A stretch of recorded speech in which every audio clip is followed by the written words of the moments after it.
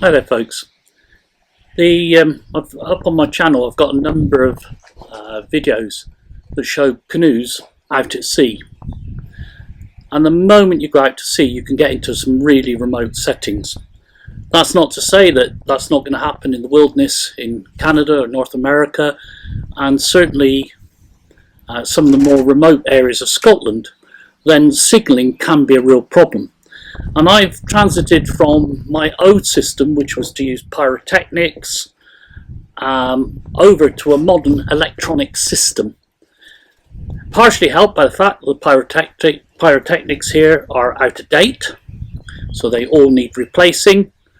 And it seems that more and more people are going over to the electronic versions of these. There's a cost implication, and really, am I going to use it day to day on the river? No. Am I going to use it on my local lake? Well, seeing I've got this particular device, then I now carry it when I'm on open water.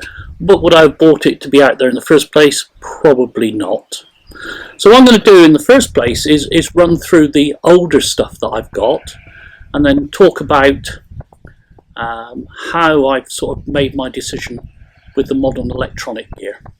First of all, I'm wearing my buoyancy aid. Now, if I really needed my buoyancy aid here at my house, then the rest of the country is pretty well flooded. But one of the things I'll talk about is where I carry this equipment and where it fits within my buoyancy aid system. So I've got one of the NRS buoyancy aids, various pockets, lots of manufacturers do that, but it's what you carry in your boat, what you're actually going to carry on you. So something that I've used as a sea kayaker for years, and then of course when I start taking a canoe onto the sea, then I was originally using the only thing available to us, which were flares. Now remember, some 27 years ago, 27 years ago I crossed the Irish Sea. Now out in the Irish Sea crossing is about 54 nautical miles, just under 100 kilometres. Out in the middle, nobody is going to see you with flares unless you're extremely lucky. This is a parachute flare. This one is out of date, which again prompted the move over to electronic devices.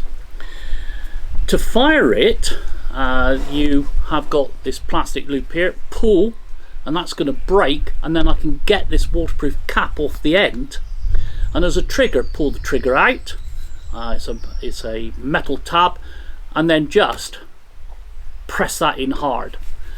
Now that is going to put a flare up to about 300 meters, about 1,000 feet, and it will come down on a parachute. That's really bright. It's going to make people go, oh my goodness, what's going on? Well, we hope so anyway. But I always carried two of these, not as a spare. And the question I often put to people was, with two of them, when do you put them into the air? Well, you've got to work a little bit on human psychology here. You put the first one into the air, and somebody who's not used to flares might look from the beach or anywhere on the land and go, what was that? And they're looking out at sea trying to work out what it was.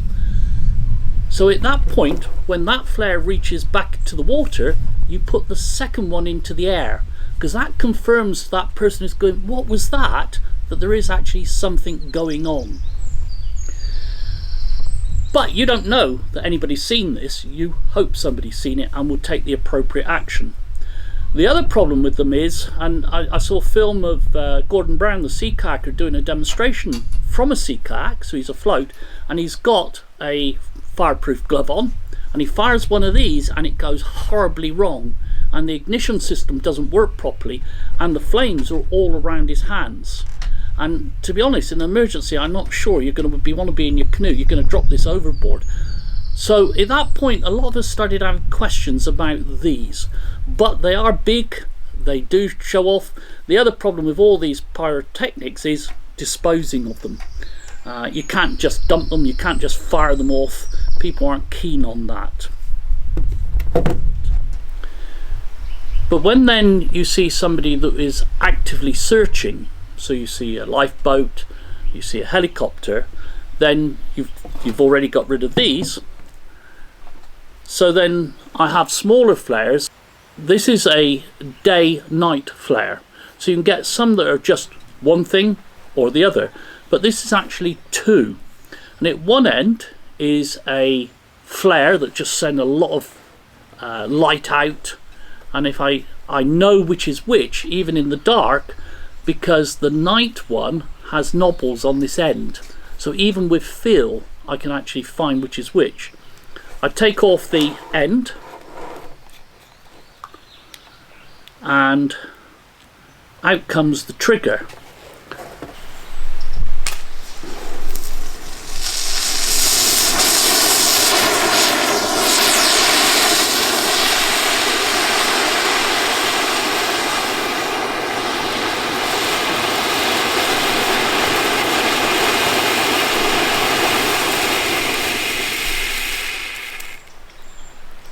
These fit nicely into buoyancy aid pockets.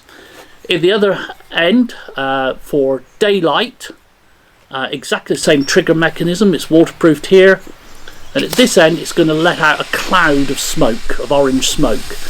But these are really designed when you can see somebody actively looking for you, and I really like these. And when I come to talk about the electronic devices, I'm still considering getting an updated one of these and carrying one of these on me, because I can see that it's working. Pan it round, cleaner. I've got two devices that I wouldn't really seriously look at. This is my personal choice, but several friends of mine, this is their choice. So I'll look at this one first. And this is the Spot messenger system, and they come in different grades. This is an older one, it's still supported, and this one can send, there's an SOS button that's nicely hidden. Press that, and that will go to an emergency centre. I believe that one will go to the States, and then they would have to contact back to the British Isles if it was in British waters, but it's a well set up system. So you only do that in an emergency. In addition, you can use it to track your path. Now there's no readouts on this, but what it does, it will feed, all this is done via satellite, so it's a GPS positioning system, and it will send a signal to a satellite. So if you press the SOS, it sends a signal to the emergency services via a satellite. It will also give your position. But you can set it up as well to send messages. You have to pre-record very short messages, and you can also use it to record the track that you're on. And I'll put a couple of examples from some friends of mine.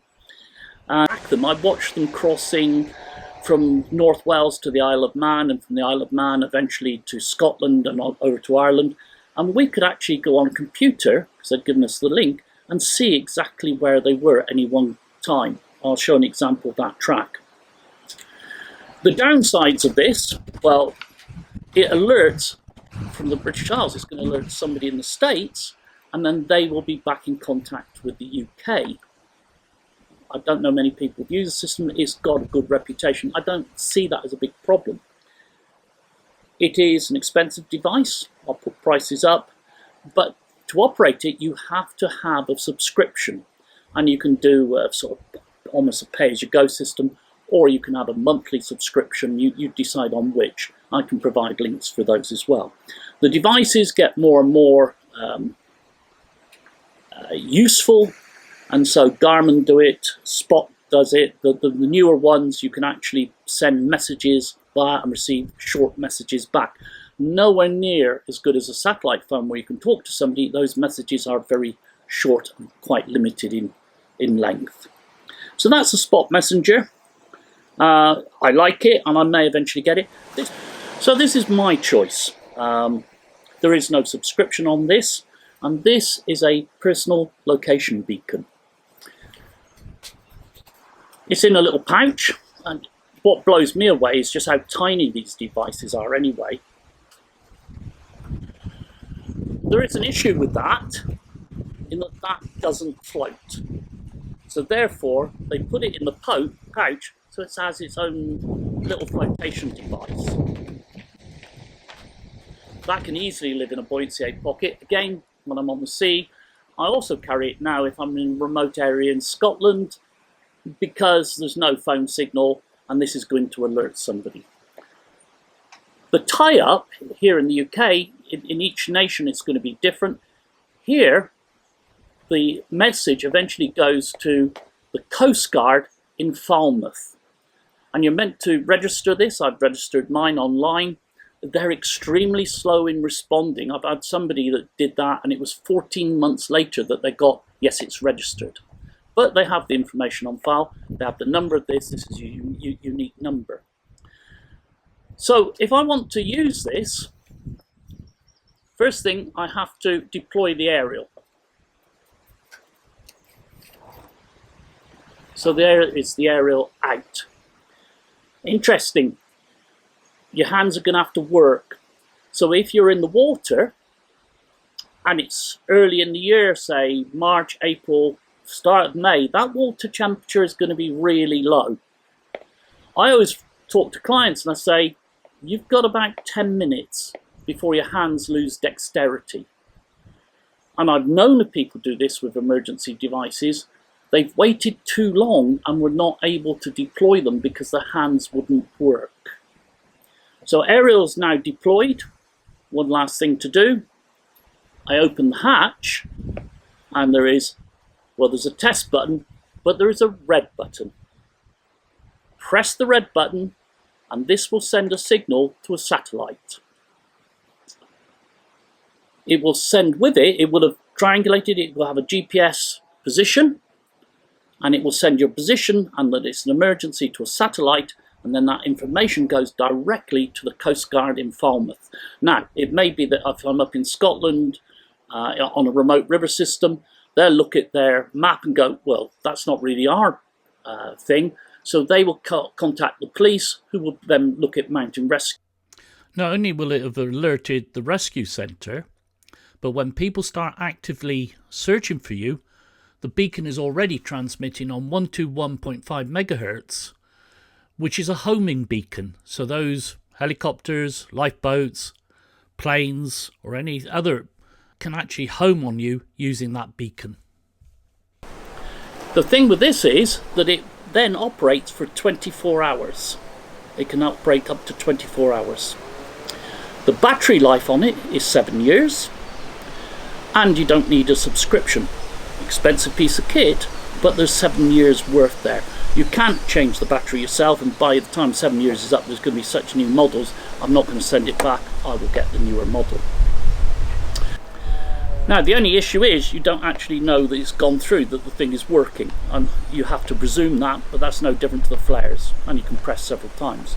The very latest versions of this that are coming out actually have a return message on it that says the signal has gone to the satellite and has been received. So again, you know, some years down the line, I'm not going to change this, but some years down the line it would be nice to have the latest version, because again, in that really bad situation, knowing that the signal has gone through would be really important. So the final part of my equation, so this has the homing beacon on it, but it's nice to be able to signal as well. So I've got one of these, which is an electronic flare, and that can live in my buoyancy pocket. It tends to stick out just a tiny bit, but it's going to be nice and secure. And it's got a whole series of things. So if I press just quickly, I start getting that flash. Press again, press again, and it increases in intensity, and it even has an SOS. Modern times, I'm going to carry my mobile phone with me. This is not a waterproof case actually. If I was doing masses on the sea, and I'm considering I'd get a fully waterproof case, but I like this case. Yeah, I drop it regularly onto the floor, and I've got slate floors in the house. So this case really protects the phone. If I'm out on the sea or out paddling, then I'll use some form of other waterproofing to put it in. West coast of Scotland on the sea there, lots of places with a poor, weak signal. Once you go into the more remote lochs, both sea lochs and freshwater lochs in Scotland, there is no signal. And if I was just canoeing and sort of Scotland particularly, unless I was going to sea, then I wouldn't necessarily go and get one of these. But this is a handheld VHF radio. You are supposed to have a license. You've got to go through a day-long course, do an exam, and then you're licensed to use these. So this is waterproof and it floats. Battery is really good on it. So what am I going to use nowadays when I'm on the sea? My parachute flares have been replaced by this. I'm really happy with this as an idea and a concept. I think it's more reliable. Coast Guard are saying they much prefer this. Interestingly enough, in Australia, some of the national parks where they've had real problems with people getting lost and really difficult to find them, they've actually issued these to hikers. So in an emergency they can find them. So these are really reliable, good devices. I like this. It fits really nicely into my buoyancy aid. It's out of the way. I'm going to carry this because again, all that, it's got its homing beacon, but I like something I can see as well. Now, unlike the smoke flare, which is a one-off, or the hand flare, this will keep going for hours once it's done. You're going to have to hold it or fix it. Some people actually mount one on their shoulder pad, a different design. I like that very much. That's going to fit into my pocket. Not quite in there totally, but I like it. I must admit, I do like these. So I'm going to replace this. This is out of date. The other one that we fired off was out of date, but I'm going to replace that. That's going to live in my buoyancy aid on the sea.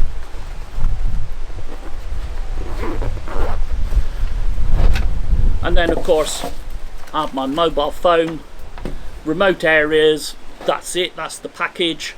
If I'm operating actually on the CC, then I'm going to carry a VHF as well. But is it really necessary? It's useful, but these are the things that are vital. They're on my person. If it all goes wrong, I can get hold of them even if I'm separated from my boat. Thank you for watching.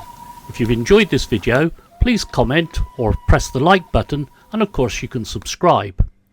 My own book, Canoeing, is available directly from myself or from Amazon and other retailers. You can support the channel, if you'd like, by going to buymeacoffee.com. The link is also in the description below this video. Thank you very much indeed.